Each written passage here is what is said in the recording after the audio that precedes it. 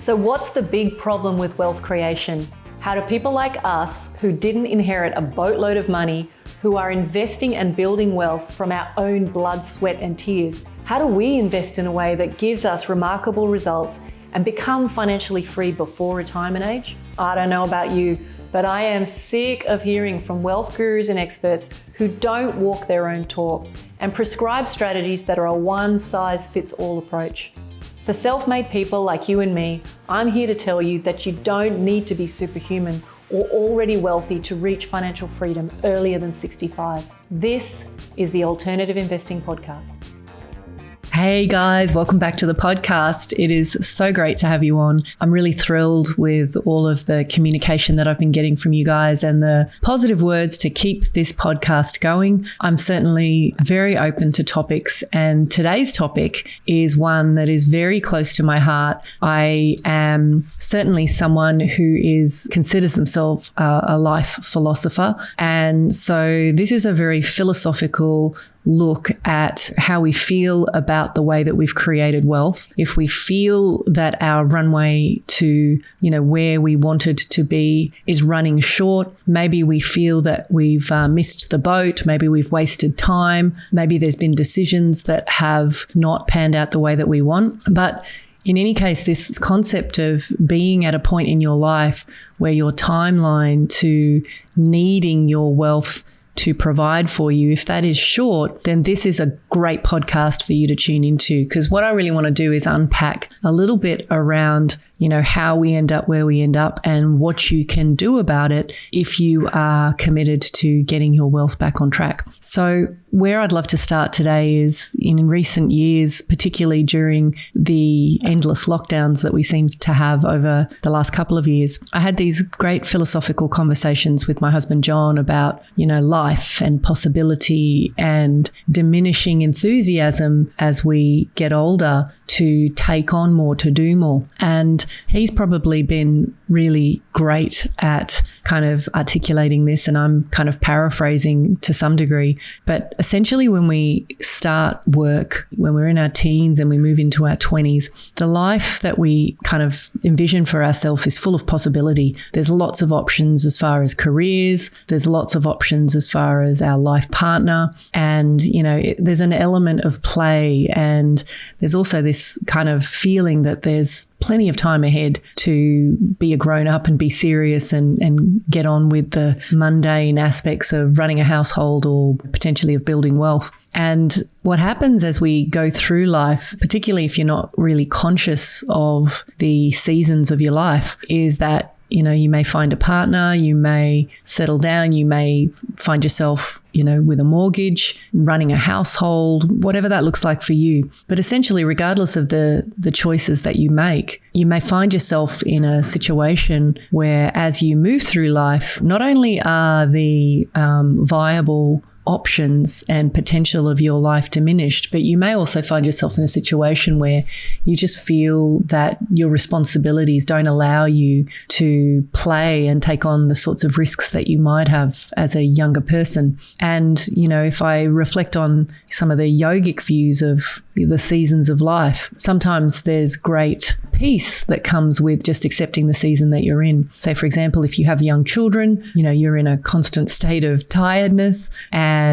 energy goes up and down with each of those seasons. And I think the metaphor is that those seasons and those kind of ebbs and flows of life are similar when we think about wealth creation. When we're younger, we may have great aspirations about building wealth. Similarly to life itself, life is full of possibility and hope. And as time passes, as there's more water under the bridge, your sense of capacity to build wealth and your willingness, I guess, to take on big risks diminishes. And we reach a point where we become less and less comfortable about pushing outside our comfort zone. And I talk to many, many people who are recognizing that there is some kind of shortfall between where they thought they'd be, or perhaps where they would want to be now that they've thought about it, and where they actually are. And, there's a whole range of emotions that I kind of tap into, which is anything from despondency, depression, regret,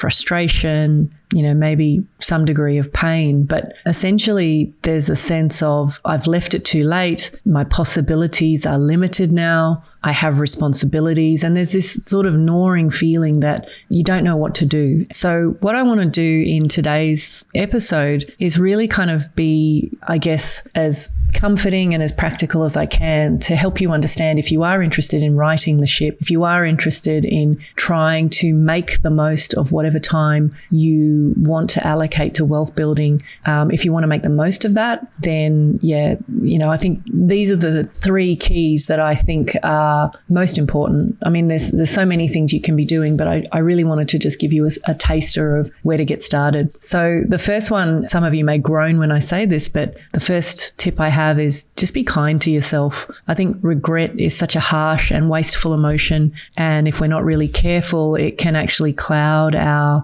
beliefs and our actions and actually prevent us from taking on investments that align with our needs and our risk profile. So if I think about the spectrum of how that pans out in real life, if you are someone who feels that they have wasted time, or that maybe you've made some decisions that have resulted in you not getting quite where you want to be, then what I've often witnessed is people making decisions to try to make up for lost time. So I had a client years ago who was about 55. During the global financial crisis, had a large portion of his retirement funds wiped out, and really felt that he had to take some massive action in order to make up for that loss. And so what he found himself doing was taking $400,000 out of his retirement and investing it into a friend's restaurant, into a mate's restaurant. And, there's a bit of a running joke that I've heard amongst a number of finance professionals who've talked about the idea that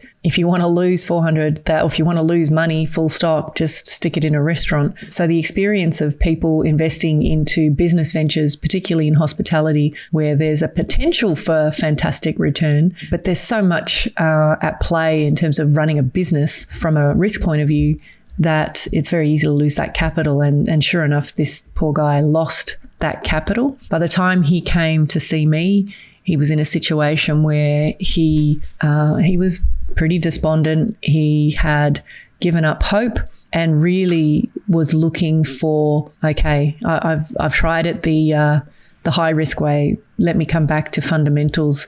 And, for him, there was a resignation that perhaps he wasn't going to be able to give up working as early as he thought he might have been able to. And so what we did for him was actually find a middle ground for a plan that was going to get him back on track and give him a much higher probability of success by the time he reached, full retirement age of 65, 67. The other end of the spectrum on this be kind to yourself concept is, if you're not careful, if you're unkind to yourself, if you're harsh in judging yourself around the decisions that you've made, you can put yourself in a situation where you feel crippling anxiety about taking any decisions. And certainly I've seen this often enough where perhaps poor decisions have been made at a younger age, or you've made decisions which have resulted in loss, or you've kind of just been so conservative that you've fallen short. And, when there's a recognition of the gap between where you are and where you want to be, the feeling is that, you're even more worried about making the wrong move. And so you make no move at all. And that is actually quite common as well, particularly amongst people who are consuming a lot of mainstream media, where the focus is on really stirring the pot and getting eyeballs. So,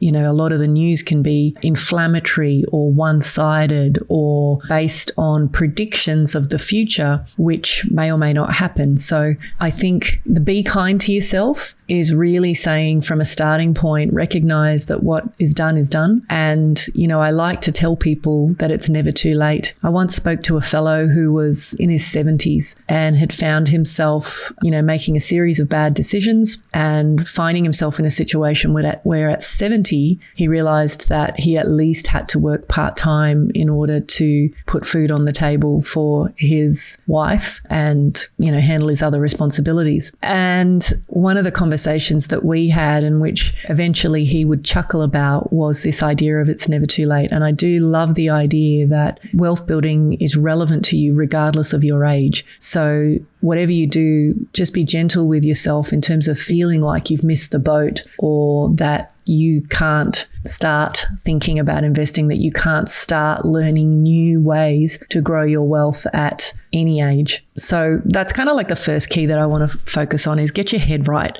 Think about, what you can do from here rather than what you can't do. I know, as I said earlier, there's a tendency as we get older to think that our possibilities are less, and, that our energy or inclination to take on new things or try new things is diminished. And I certainly recognize that that's a natural kind of evolution through our lives. But I would also say, from a wealth building point of view, there's always opportunities to find investments which align with our appetite for risk and will move us towards our goals. So that is the first thing. The second thing I want to say is that you need to recognize the need to take effective, concentrated action. And when I say that, really what I'm talking about is you need to find a way to springboard your success. Now, this might include a number of different things. It might include paying top dollar for exceptional advice or support to grow your wealth. I think I've mentioned this before, but I love talking to teenagers about wealth because their appetite for wanting to grow their wealth is enormous. They're also quick to recognize that maybe within their own families, they haven't necessarily had the best influences. And I think what I would love to kind of, reflect about teenagers is they take on ideas like sponges. They have fresh minds. They haven't been polluted by the trials and tribulations of life. So they're certainly much more open and optimistic about the future. But they also recognize, one of the things I say to them is that, when you're younger, you have time. Time is the thing that you have plenty of. So you can afford, to some degree, to try and figure out the path on your own. So I see that there's lots of things that I can say to open their minds and point them in the right direction. But I also think that when you're younger, you have the luxury of, this capacity to play, to create your own trial and error. It doesn't mean you have to do that, but it's the point in your life where you can most afford to do it. As you get older, my personal feeling is that you cannot afford not to leverage the expertise of others to speed up your success. And when I say that, what I'm saying is, doesn't mean you don't need to tread carefully, because there are a lot of charlatans and people out there with misaligned intentions. You need to put the time in to find the right people, the people who have your interests at heart, who recognize that there's, responsibility when it comes to helping others. And so you need to be sure that the people that you put your faith in are the right people. But I think if you are serious and you want to create meaningful wealth for yourself, at least for yourself, if you're interested in financial legacy, if you're interested in leaving something behind for the next generation or for charities or causes that you care about, then you have to plug into people who can light the runway for you. I think the alternative, which is to try to figure things out on your own, is still possible at any age, but it's just a case of wanting to create or find more of a GPS rather than just this wide open map where you've got to figure out the best road to get to where you want to go by yourself. I think as well, what we need to be mindful of, and I want to pair this with the idea of taking effective, concentrated action, is to start cultivating investing rules and getting to know what you will and won't do. The best example I can give you of this is I spoke to someone very recently who found themselves in a situation where they were within, I would say 12 years of needing to retire, and they hadn't done a great job of creating wealth. They went off and found themselves a course or a mentor. I think it might have been sort of wealth in general. And they found themselves putting a very large percentage of their money into a single opportunity and then lost a lot. And to recover from that, both emotionally and financially, has been extremely difficult. And there's still a lot of pain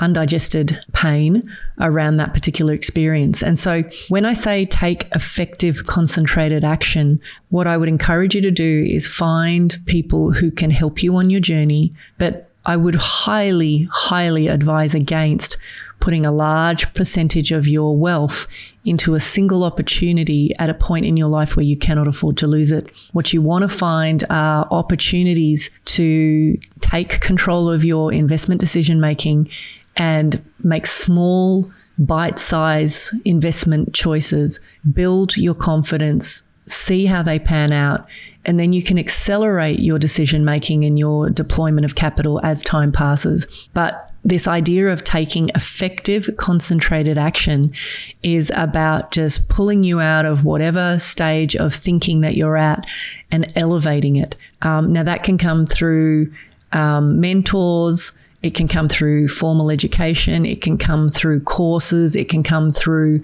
masterminds. There's lots of different ways to level up, if you like, when it comes to taking this effective, concentrated action. But what I would highly advise against is putting it all on red or going to the casino and just saying like, I'm just going to take this one big action and it's either going to make or break me. So that is what I have to say about that second key around taking effective, concentrated action. The third key that I really want to focus on is this idea of being very clear about what goals you have at the point of the journey that you're at. So, when you are younger, and I talk about this a lot, and I'd encourage people to go back and listen to the podcast episode that I did on the 3 stages of wealth building. There are 3 parts to the wealth building game. The first part, particularly if we're talking about a conventional journey where you start investing young, then you kind of adapt as your wealth grows. The first part of the wealth journey is you have to grow your capital. And the most effective way to do that is to use responsible leverage in order to control the largest possible pool of assets that will grow exponentially over time. That's not to say you can't diversify into different strategies, but I would still highly recommend you think about investments which are most likely to give you growth. Then as you transition and you get to the point where you go, well, look, I've got a reasonable pool of capital behind me, then you can transition to stage 2 of the game. Stage 2 of the game is really a focus on how do I change my trajectory. And when I say that, what I've talked about in this other episode is that you need a decisive focus or a shift towards producing more income from your assets. It's very easy traditionally to get assets that give you growth. It is more challenging to find low risk assets that produce income. And so changing your trajectory is about exploring that. And then finally, part 3 of the game, once you've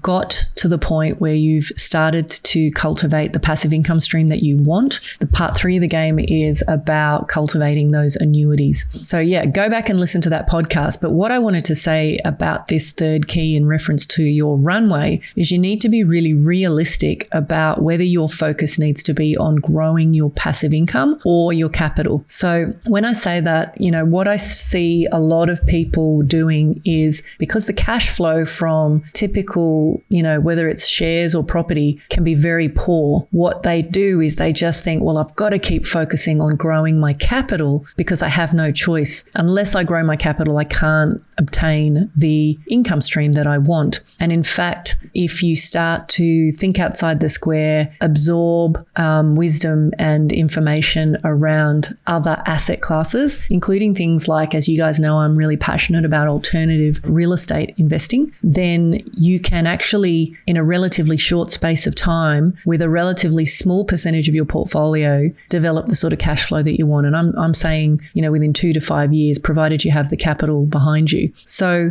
what I would say to kind of give some people some ideas as well is a lot of people simply through owning their own home have created a relatively high net worth. And if that's you, and if you have found yourself in a position where your runway is short and you haven't quite reached the kind of financial goals that you've got, the decision that you face is, do you keep growing your capital to avoid needing to think about either downsizing or using the equity in the the home? Or do you feel that, the capital in your home represents a good portion of your net worth and your wealth, and you make the decision to utilize the capital that you have and then direct it into those investments that deliver the cash flow? Well, maybe it's a little of both. But the point that I'm making to you is if your runway is short, what you don't want to do is just blindly follow mass thinking, or the thinking of the masses, which is that the only option you have is to knuckle down and keep growing your capital. The best example of this is, if you think about someone who has a net worth, and I'm being extreme here, but imagine you have a net worth of $10 million and that $10 million of investable capital is earning you 1% as a net return. So you go, okay, well, let's call that $100,000. That's not exactly going to set the world on fire, but you might think, well, okay, the option at one end of the extreme is that I've got to get my net worth to $10 million of working capital so that I can earn $100,000. The other, and I'm being very extreme here, the other way to look at things is imagine you had $1 million earning you 10% return. Then that is also going to give you the $100,000 that you need. So what your journey is in this last key is about being aware of the need. You need some capital. You can't create wealth from nothing. But if you have capital in your world that you've either created through the fact that you just own a home, or you've been very deliberate and methodical about building your wealth and you've got a really good capital base, but not necessarily the income, then if you're also in this situation where your runway to, retirement or wanting to step out of active income is kind of short, then the decisions that you need to make around how hard the capital that you have is working for you is crucial. I think too many people kind of roll through life and accept this idea that, they've got to tolerate that 1 to 2% net return on their capital, and therefore they've got no choice but to keep ratcheting up their net worth until it gives them the income that they need. And, my mission, if you like, is to really change people's thinking about what is required to hit financial goals and design the sort of life that you want to lead. So they're my 3 keys. I really feel passionately that it is never too late for anyone. And what I'd love to hear from you guys about is, what are your experiences? Where are you feeling stuck? And, continue to create some content for these podcasts that helps you navigate the challenges of wealth building, particularly in the environment that we are in right now. So guys, I hope this was useful. I really, really appreciate you tuning in. And please reach out if you want to, if you want more content. My email is salena@inkosiwealth.com. Until next time, take care. You've been listening to the Alternative Investing Podcast.